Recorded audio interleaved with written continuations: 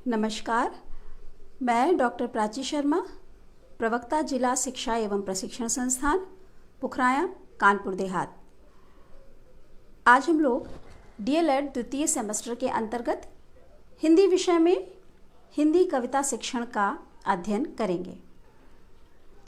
सर्वप्रथम प्रशिक्षण के उद्देश्य पर नज़र डालते हैं। इस प्रशिक्षण के उद्देश्यों में प्रमुख उद्देश्य है कि हमारे प्रशिक्षु कविता शिक्षण की तकनीकियों को जानते हुए जब कक्षा शिक्षण करने जाएं, तो वे बच्चों को कविता का उचित लय, गति एवं भावानुसार सस्वर पठन करने की कुशलता उत्पन्न कराने में सक्षम हो सकें। साथ ही कविता शिक्षण ऐसा हो कि बच्चे शुद्ध उच्चारण युक्त पठन की कुशलता उत्पन्न कर सकें अपने भीतर, और वह सक्षम हो कि वह पठन जो करेंगे वह पूर्णतया उच्चारण रूप से शुद्ध होना चाहिए। बच्चों के भीतर यह योग्यता विकसित करना कि बच्चे कविता को पढ़कर या सुनकर उसमें निहित भाव को ग्रहण करें और अपने भावों और विचारों को अपनी भाषा में वह पूरी तरह से आत्मविश्वास के साथ अभिव्यक्त करने में सक्षम हो पाएं। कविता शिक्षण के माध्यम से बच्चों की कल्पना शक्ति एवं मानसिक शक्ति का विकास होगा।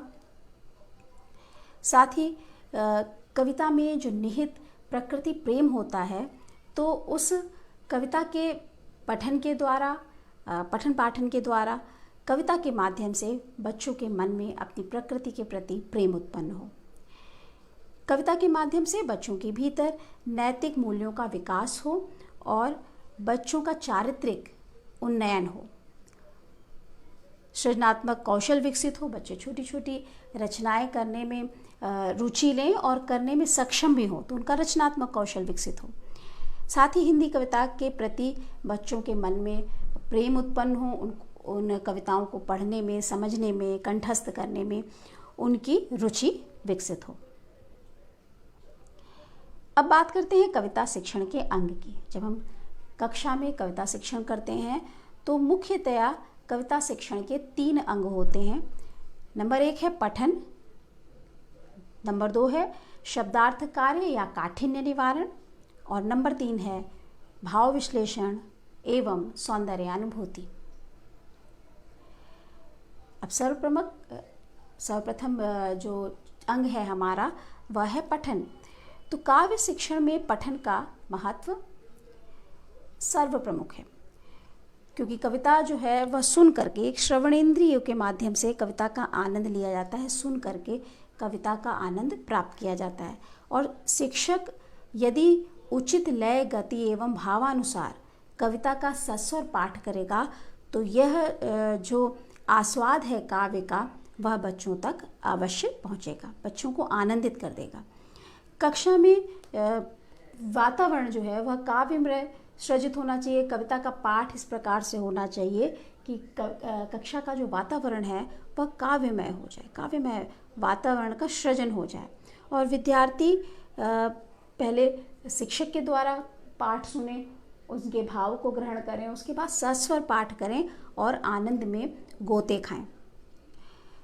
बच्चे कविता से इस प्रकार जुड़ें कि कविता शिक्षण में उन्हें आनंद आने लगे, कविता को पढ़ने में, कविताओं को याद करने में उनकी रुचि विकसित हो। और यह जो कार्य है काव्य पठन, यह दोनों तरफ से हो, शिक्षक के द्वारा भी हो और हमारे छात्र छात्राओं यानी शिक्षार्थियों और विद्यार्थियों के द्वारा, दोनों का सम्मिलित प्रयोग हो। पठन के प्रकार, पठन क्या है ये तो बात हो ही गई। अब प्रकार कैसे हैं, कैसे कैसे कविता का पठन कराया जाए कक्षा में। तो सर्वप्रथम आता है आदर्श पठन। शिक्षक काव्य का जो अंश है, कविता का जो अंश है, उसका पाठ उचित लय, ताल, गति, उतार चढ़ाव के साथ में शुद्ध उच्चारण के साथ आदर्श पठन करे कक्षा में। उसके बाद साझा पठन आता है। शिक्षक और बच्चे मिल करके कविता को पढ़ें, मिलजुल करके आपस में पढ़ें। जब कविता को मिल कर के पढ़ लेंगे, उसका जो भाव है वह शिक्षक बच्चों को बता देगा, बच्चे भाव ग्रहण कर लेंगे। कविता को एक बार आदर्श वाचन कविता का सुना है और दोबारा उन्होंने साझा वाचन किया, साझा पठन किया है और आत्मसात कर लिया है। जो निहित भाव है काव्य का उसको ग्रहण कर लिया है। तदुपरांत शिक्षक जोड़ों में पठन कराएगा, दो बच्चों के, तीन बच्चों के जोड़े बनाएगा और उनसे बच्चों को कहेगा कि कविता का वे पाठ करें। और इस क्रम में बच्चे इतने परिपक्व हो जाएंगे कविता पाठ करने में, कविता के भाव को आत्मसात करने में, कि वह अंत में स्वतंत्र पठन करने में भी सक्षम हो जाएंगे। स्वतंत्र रूप से, जब कक्षा में वो शिक्षक नहीं है या बच्चे घर पहुंच गए हैं, उस कविता का पाठ किया था आज उन्होंने विद्यालय में, और जब वो घर में पहुंचे हैं तो अपनी पुस्तक खोल करके कविता को स्वयं पढ़ेंगे और उसका एक एक शब्द, जो एक एक अर्थ जो शिक्षक ने बताया है, उसको स्वयं भी ग्रहण करने में सक्षम हो पाएंगे। फिर दूसरा जो चरण आता है वह काठिन्य शब्द निवारण और शब्दार्थकार है। जो कठिनता आ रही है उसका निवारण करना है। कविता शिक्षण का यह जो है वह दूसरा प्रमुख अंग है, क्योंकि कविता शिक्षण का मुख्य उद्देश्य क्या है? रसानुभूति कराना। इसीलिए गद्य शिक्षण की भांति जब कठिन शब्द आए तो हमें उसकी व्याख्या नहीं करनी है, बल्कि हम उस कठिन या अपरिचित शब्द है, जिस शब्द से बच्चे परिचित नहीं हैं भली भांति, उसको हम सीधे सीधे उसके अर्थ को स्पष्ट कर दें। तो बच्चा क्या करेगा? कविता का रस की अनुभूति करेगा।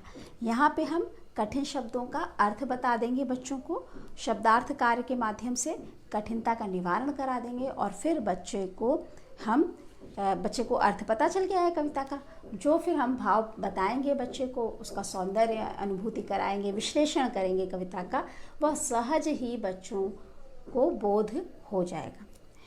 इसके बाद आता है भाव विश्लेषण और सौंदर्य अनुभूति। काव्य का पठन हो गया, कठिन शब्दों का निवारण भी हो गया, उनका अर्थ भी बता दिया गया। अब भाव विश्लेषण और सौंदर्य अनुभूति, ये तीसरा चरण आया। इसके अंतर्गत शिक्षक छात्र छात्राओं को कविता में अभिव्यक्त भाव और सौंदर्य की अनुभूति करने के लिए प्रेरित करेगा। वो अनुभूति कराएगा, विश्लेषित करेगा, भाव को बताएगा, भाव विश्लेषण करेगा और साथ ही बच्चों को प्रेरित करेगा कि जो वो बता रहा है उसे वह अनुभव करें, आत्मसात करें। इसके लिए वह कुछ भाव विश्लेषणात्मक प्रश्न पूछेगा। कविता के जो मुख्य मार्मिक स्थल हैं, जो भावात्मक स्थल हैं, उसकी शिक्षक को यहाँ पे पहचान बना लेनी चाहिए, पहले से ही पहचान करनी चाहिए। फिर जो मुख्य जो स्थल हैं उन पर उनके भाव को बच्चों तक संप्रेषित करना चाहिए, उनका स्पष्टीकरण करना चाहिए। बीच बीच में विश्लेषणात्मक प्रश्न पूछते जाना चाहिए, तो पूरी कविता जो है बच्चे को समझ में आ जाएगी, उसका पाठ करना भी आ जाएगा और उसके सौंदर्य की, उसके भावों की अनुभूति भी बच्चों को सहज रूप से हो जाएगी। फिर आता है कविता शिक्षण की विधियाँ। अब कौन कौन सी विधियाँ हैं? जो विधियाँ चली आ रही हैं काव्य शिक्षण की, वह है भाषानुवाद विधि, भाष्य विधि, व्याख्या विधि, समीक्षा विधि और तुलना विधि। इसमें सबसे पहले आती है भाषानुवाद विधि। ये हम सबकी जानी पहचानी विधि है। इस विधि के माध्यम से शिक्षक पहले कविता का पाठ करता है, उसके बाद कतिपय बच्चों से कुछ बच्चों को चयनित करता है और उनसे पाठ करवाता है। अब यहाँ पे हमें छोड़ नहीं देना है बाकी बच्चों को, कोशिश करनी है कि हर बच्चा कविता पाठ में सक्रिय भूमिका निभाए, हर बच्चा पढ़े उस कविता को। अब क्या करेगा कि कठिन शब्दों का वह अर्थ बताएगा, कठिन शब्दों का निवारण करेगा। कठिन शब्द का निवारण जो दूसरा चरण था, तो कठिन शब्दों का अर्थ स्पष्ट करते हुए कविता का अर्थ यहाँ पे बताता है। तो यहाँ भाषा अनुवाद विधि क्यों हुई? क्योंकि जो अपरिचित या कठिन शब्द थे वहाँ पे उसका अर्थ हमने बताया, उसी शब्द का हमने सरल भाषा में अर्थ बताते हुए कविता के अर्थ को स्पष्ट कर दिया। तो यह कौन सी विधि हुई? यह विधि हुई भाषानुवाद विधि। इसके बाद आती है भाष्य विधि। अब इसको व्यास विधि भी कहते हैं। आप लोगों ने सुना होगा, कथाएं रखी जाती हैं या भागवत बैठती है, तो जो गद्दी होती है उसको व्यास गद्दी कहते हैं। यही जो पैटर्न होता है, जो भागवत का पैटर्न होता है, कथावाचन का पैटर्न होता है, वही इस विधि में भी है। यहाँ पे क्या है कि शिक्षक कविता का पाठ करता है और प्रत्येक पद की समीक्षा करता है, बिल्कुल अच्छे से उस कविता को विश्लेषित करता है, समझाता है।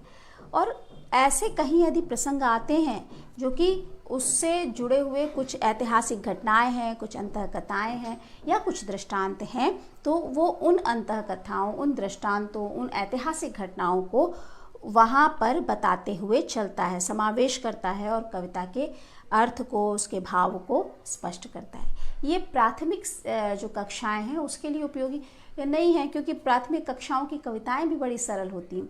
लेकिन यदि मान लीजिए प्रकृति चित्रण है, सुबह उठने की एक शिक्षा दी जा रही है कि सूरज निकला चिड़िया बोली, इस तरह की है, या उठो लाल अब आँखें खोलो, तो इस तरह की जब कविता आ रही है तो वहाँ पे कोई ऐतिहासिक घटनाक्रम तो नहीं है, लेकिन शिक्षक उन मूल्यों की कि प्रातः काल में यदि हम उठते हैं तो क्या क्या फ़ायदे होते हैं, ये भी बड़े प्यार से समावेशित करते हुए इन दृष्टांतों को समझा सकता है इस विधि के माध्यम से। फिर आती है व्याख्या विधि। शिक्षक कविता के एक एक पद का अर्थ स्पष्ट करके उस कविता को प्रस्तुत करता है व्याख्या विधि के माध्यम से। इस विधि से कविता का पूर्ण भाव व्यक्त हो जाता है और बच्चे बड़ी सरलता से इसे आत्मसात करते हैं। व्याख्या कर देता है, एक्सप्लेन कर देता है, कविता के प्रत्येक पद को एक्सप्लेन करते हुए, व्याख्या करते हुए उसके अर्थ को बच्चों तक स्पष्ट करता है। तो सहज रूप से बच्चे उस कविता के भाव को सरलता से आत्मसात कर लेते हैं। फिर आती है समीक्षा विधि। अब इस विधि में कविता की समालोचना की जाती है। ज़्यादातर हम कविता का पाठ करते हैं और उसका अर्थ बता देते हैं, लेकिन कविता में जो भाषा शैली है, उसका रस है, छंद है, अलंकार है, ये जो तत्व हैं इनका विवेचन हम छोड़ देते हैं, जो अभ्यासकार में अक्सर दिया होता है। तो समीक्षा विधि के माध्यम से इन तत्वों का, भाषा शैली, रस, छंद, अलंकार, इन सब का बच्चे को ज्ञान कराया जाता है। आलोचनात्मक रूप से उनका विवेचन कराया जाता है कि यहाँ पे हंसी आ रही है तो बच्चों ये हास्य रस की कविता है, ये अगर देशभक्ति से की कविता हम शिक्षक पढ़ रहा है हमारा, तो बच्चों को बताया कि यहाँ पे कौन सा रस है, ये वीर रस है, यहाँ पे देश प्रेम उजागर हो रहा है। तो ये सारे चीज़ों का, अलंकार कौन सा है, इन सब चीज़ों का, भाषा शैली कौन सी है कि अगर क्षेत्रीय भाषा में है, अवधी की कोई कविता है, मैथिली की कोई कविता है ना, तो इन भाषा शैली का भी विवेचन करते हुए, आलोचनात्मक विवेचन करते हुए शिक्षक समीक्षा विधि में बच्चों तक कविता को पहुंचाता है, पढ़ाता है। शिक्षक छात्र छात्राओं के लिए यहाँ पे पथ प्रदर्शक का कार्य करता है। ये प्राथमिक कक्षाओं के लिए बहुत ज़्यादा उपयोगी नहीं है, उच्च कक्षाओं में उपयोगी है, लेकिन फिर भी जो कविता के निहित भाव हैं, जो रस है, जो उसका भाव है, जो भाषा है, यहाँ पे हम थोड़ा थोड़ा बच्चे को ज्ञान इस विधि के माध्यम से प्राथमिक कक्षाओं में भी करा सकते हैं। फिर आता है तुलना विधि। इस विधि में कविता का स्पष्टीकरण कर दिया, कविता का भाव समझा दिया। फिर क्या है कि शिक्षक उस कविता से समान भाव रखने वाली कोई एक अन्य कविता, किसी और कवि की कविता बच्चों के सामने प्रस्तुत करता है और तुलना करता है कि जैसे सूर को पढ़ा रहा है और सूर ने, मान लीजिए आप कल्पना कीजिए कि सूर की कृष्ण के बालपन से जुड़ी कविता है और उसको पढ़ाने के उपरांत तुलसी का जो राम के बालपन की जो पद हैं, बालपन की जो चौपाइयाँ हैं, वो भी वहाँ पर बता सकता है और तुलनात्मक अध्ययन बच्चों को करा सकता है। तो इस विधि के माध्यम से समान भाव वाली कविता उदाहरण के तौर पे बच्चों के सामने रखी जाती है। बच्चे कविता का भावार्थ, यहाँ पे एक और कविता भी बच्चों को मिल गई और बच्चे उस कविता के भाव को, उसके अर्थ को भली भांति ग्रहण कर लेते हैं। तो ये कुछ विधियाँ थी। अब कविता शिक्षण के पद क्या है? सबसे पहले पूर्व ज्ञान, बच्चे का पूर्व ज्ञान क्या है, उससे हमारी कविता को जोड़ना है, वो पूर्व ज्ञान से जुड़े हुए कुछ प्रश्न करने हैं। फिर प्रस्तावना प्रश्न ऐसे बनाने हैं कि कविता की भूमिका बन जाए, जो हम कविता पढ़ने जा रहे हैं उससे की भूमिका हम अपनी कक्षा में रच दें। फिर कुछ उद्देश्य कथन की, आज हम प्रकृति चित्रण की कविता पढ़ेंगे या आज हम देश प्रेम की कविता पढ़ेंगे, है ना। फिर प्रस्तुतिकरण हो गया, कविता का प्रस्तुतिकरण किया, आदर्श पठन के रूप से कविता को बताया। जो भी आप ले रहे, हो सकता है आप चार्ट बना करके लेके आए, मॉडल बना के आए, तो फिर बच्चों तक वह उसका प्रस्तुतिकरण किया, आदर्श पठन किया। यहाँ उच्चारण की शुद्धता शिक्षक को ज़रूरी है, ध्यान में रखे वह। फिर अनुकरण पठन, बच्चों के द्वारा उसका अनुकरण पठन हुआ। फिर केंद्रीय भावबोध प्रश्न, बीच में हम रुके, एक अंश के पढ़ाने के पश्चात उसके भाव को बच्चों ने कितना ग्रहण किया है, उससे जुड़े हुए कुछ हमने प्रश्न पूछ लिए बच्चों से। कहीं कुछ कठिनता आ रही है, उनका निवारण किया। शब्दार्थ कार्य, सब मैंने बताया था जैसे पहले में, कठिन शब्दों को आपने अर्थ बताते हुए बच्चों तक सरलतम रूप से पहुंचाया। फिर सस्वर पाठ कराया, बच्चों का एक संवेद सस्वर पाठ कर रहे हैं। यहाँ सस्वर पाठ करेंगे बच्चे तो आप उनके उच्चारण संबंधी दोषों को दूर कर सकते हैं। फिर भाव विश्लेषित कर दिया, भाव को बहुत अच्छे ढंग से आपने बताया बच्चों को, और उनके उस कविता के सौंदर्य की अनुभूति आपने बच्चों को कराई, बच्चे सक्षम हो गए। फिर स्पष्टीकरण किया कविता को पूरी रूप से, लास्ट में आपने उसको निष्कर्ष निकालते हुए स्पष्ट किया। और फिर पुनरावृत्ति प्रश्न, संपूर्ण कविता से आपने जो जो प्रश्न किए हैं, जो नहीं किए हैं, उन समस्त प्रश्नों को, समस्त पाठ को, कविता को जोड़ते हुए आपने कुछ प्रश्न बच्चों के सामने पुनरावृत्ति प्रश्नों के माध्यम से रखे, जिससे कि आपको यह जानकारी मिल जाएगी कि बच्चों को कितना ज्ञान प्राप्त हुआ। कुछ कार्य दिया, असाइनमेंट, कुछ प्रदत्त कार्य दिया आपने कविता को पढ़ाने के पश्चात, और फिर उसका मूल्यांकन किया। ये मूल्यांकन कार्य और प्रदत्त कार्य कक्षा के भीतर भी हो सकता है, और उसके पश्चात आप गृह कार्य भी दे सकते हैं, जिसका आप अलग से मूल्यांकन कर सकते हैं। अब कुछ ऐसे प्रभावपूर्ण तरीके बताते हैं, कुछ ऐसे तरीके बताते हैं जिससे कविता शिक्षण जो है वह और भी रोचक और प्रभावपूर्ण हो जाए। इसके लिए हमें ध्यान रखना है, यदि कविता हमारी बहुत बड़ी नहीं है तो फिर छोटी कविताओं का हमें अखंड पाठ करना चाहिए, एक बार पूरी कविता का पाठ करना चाहिए। यदि कविता छोटी है, अगर कविता बड़ी है तो फिर हमें उसको टुकड़ों में विभाजित करके पढ़ना चाहिए, लेकिन कविता बड़ी नहीं है तो फिर अखंड पाठ करना चाहिए। अब शिक्षक को उचित स्वर, लय, गति एवं समुचित भाव अनुसार शुद्ध उच्चारण युक्त आदर्श पठन करना चाहिए। मैं बार बार इस बात को बोल रही हूँ, ये सर्व प्रमुख है। इसके बाद उच्चारण संबंधी जितनी भी अशुद्धियाँ हैं, यदि बच्चे उच्चारण के संबंधी अशुद्धियाँ कर रहे हैं तो उसका तत्काल संशोधन होना चाहिए, तुरंत संशोधन करिए, बच्चे को तुरंत अभ्यास कराइए।